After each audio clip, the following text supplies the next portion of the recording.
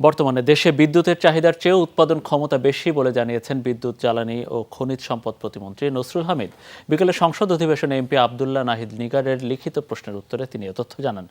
বলেন, করোনা মহামারীর পরবর্তীতে ইউক্রেন রাশিয়ার যুদ্ধ ও বৈশ্বিক জ্বালানি সংকটের কারণে পরিপূর্ণ সক্ষমতায় বিদ্যুৎ উৎপাদন সম্ভব হচ্ছে না।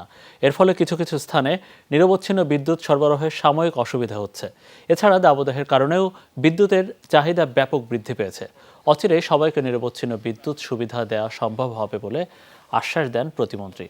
এদিকে তথ্য সম্প্রচার প্রতিমন্ত্রী মোহাম্মদ আলী আরাফাত সংসদকে জানিয়েছেন, দেশের সব অনিবন্ধিত অনলাইন নিউজ পোর্টাল বন্ধে বিটিআরসিকে অনুরোধ করা হয়েছে।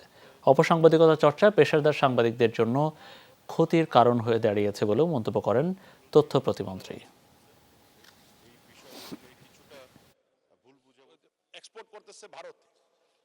কিছু কিছু স্থানে নিরবচ্ছিন্ন বিদ্যুৎ সরবরাহ সাময়িক অসুবিধায় হচ্ছে। এছাড়াও অত্যাধিক গরম ও দেশের কোথাও কোথাও দাবদাহ থাকার কারণে বিদ্যুতের চাহিদা ব্যাপক বৃদ্ধি পেয়েছে।